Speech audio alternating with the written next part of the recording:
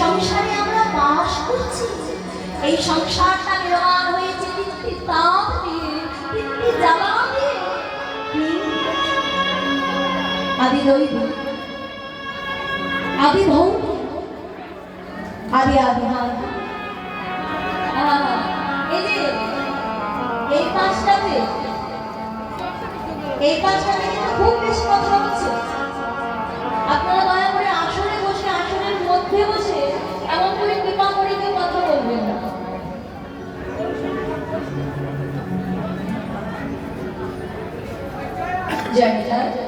নেতাই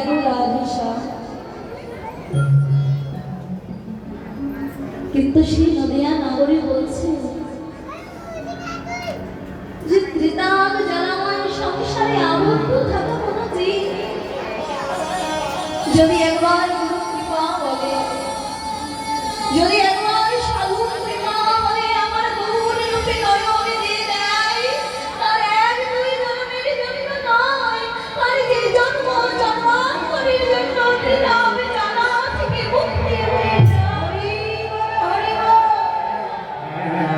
এর সবচাইতে বড় প্রমাণটা কোথায়? এর সবচাইতে বড় প্রমাণ দিয়ে গেছে সরগোস্বামীর কাছে এক গোস্বামী, যার নাম ছিল রঘুনাথ গোস্বামী। বাবা, এই রঘুনাথ গোস্বামী কিন্তু কোনো সাধারণ ঘরের ছেলে ছিল না। রঘুনাথ গোস্বামী নিজে ছিল জমিদার পুত্র। তাহলে একবার চিন্তা করুন, তিনি নিজে জমিদার পুত্র, তার কি ধন ঐশ্বর্য মান সম্মান কোনো কিছুর অভাব আছে? অভাব না। কিন্তু এই অভাব শূন্য রঘুনাথ গোস্বামী নয়ন দিয়েছিলেন আমার গৌর হরির শ্রী বদন পাবে। শ্রবণ করেছিলেন বহুল হরির হরি বলা রসনা হইতে মধু মাখা হরি নাম সংকৃত। যেই দিন হতে ওই গৌর রূপে নয়ন দিয়েছে, যেই দিন হতে হরিনাম শ্রবণ করেছে, রঘুনাথ গোস্বামী আর নিজ ঘরে মন্দির হয়ে থাকতে পারে না। রঘুনাথ গোস্বামীর অন্তরে কেবলমাত্র একটাই চিন্তা,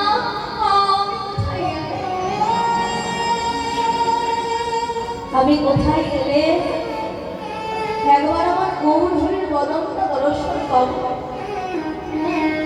আমি কোথায় গেলে একবার গৌর হরির হরি বলা রসনা হইতে মধু মাখা হরি নামটা শ্রবণ করতে পারবো।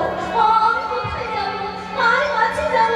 কি আমায় বলে দিতে পারে কোন পথে গেলে আমার গৌর পাওয়া যায়?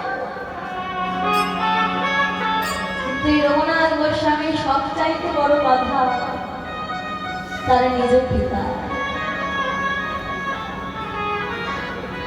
বাবা বারবার করে বারণ করেছে, রঘুনাথ তুই আর যা করবি কর, কিন্তু ওই নদিয়ার নিমাইয়ের সঙ্গে তুই সঙ্গ করতে পারবি না। রঘুনাথ গোস্বামী প্রশ্ন করেছিলেন, আচ্ছা বাবা, তুমি যে আমায় গৌর হরির সঙ্গে সঙ্গ করতে বারণ করছো, একবারের জন্য বলো,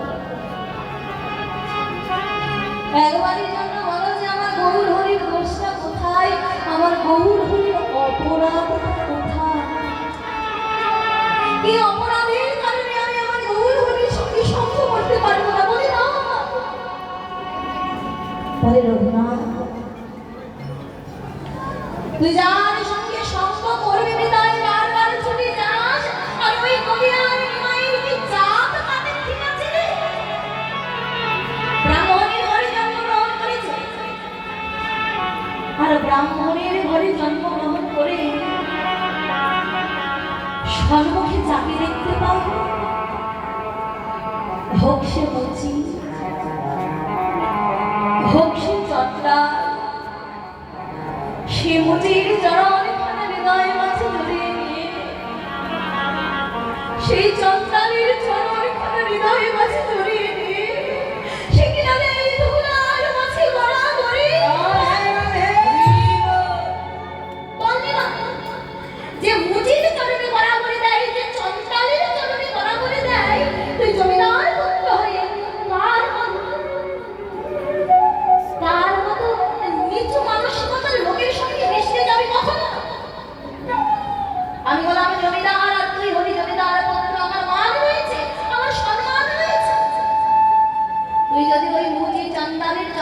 গড়াগড়ি দেশ, বলে সমাজে আমার মান সম্মানটা কোথায় থাকবে? কখনো আমি তোকে কিছুতেই যেতে দেব না। রঘুনাথ গোস্বামী বলেন, বাবা বাবা, তুমি যদি এখনই আমায় বলো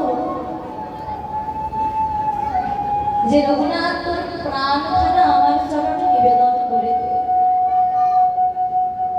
আমি 2 মাসের জন্য ভাববো না। আমি আমার প্রাণখানা তোমার চরণে এখন বিলিয়ে দিচ্ছি। কিন্তু বাবা,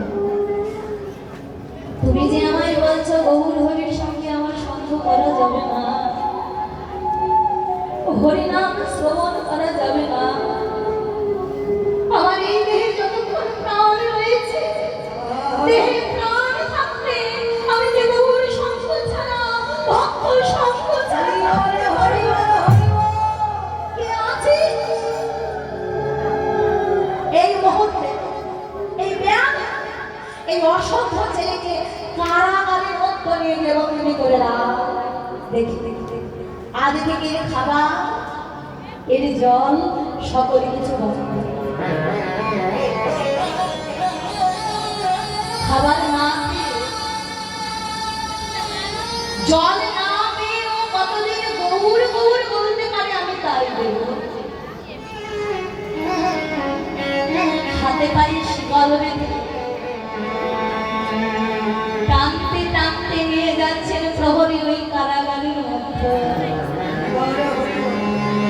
একদিন যায়, 2 দিন যায়,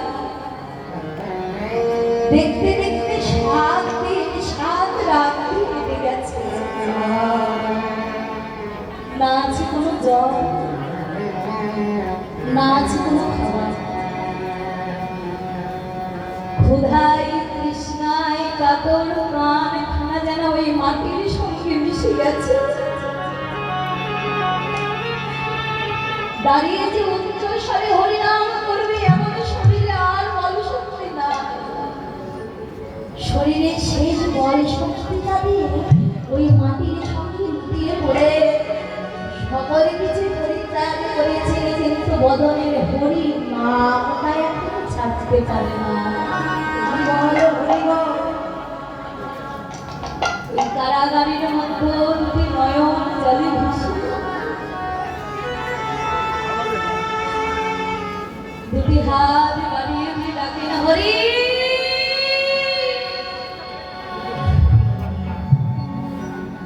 হরি মজা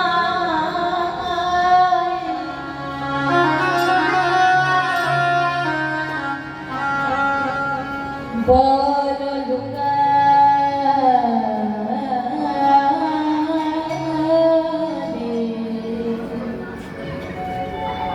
লুকালে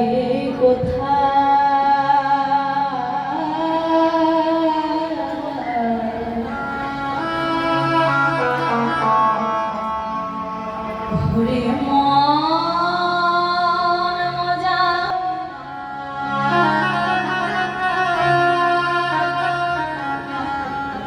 বল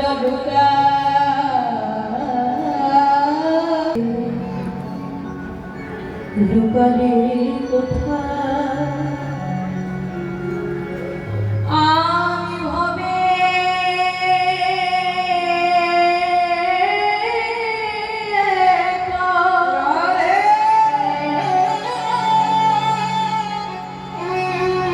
প্রভু একবার দেখা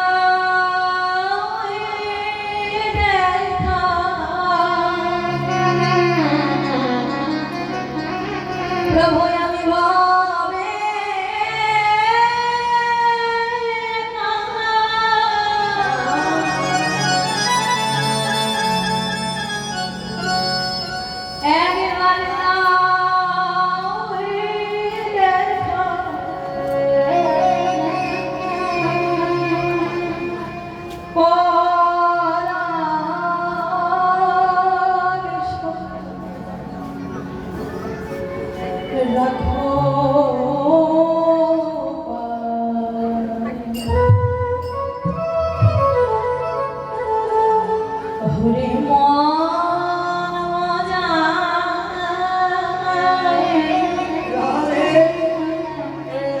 বলটা রে কথা একবার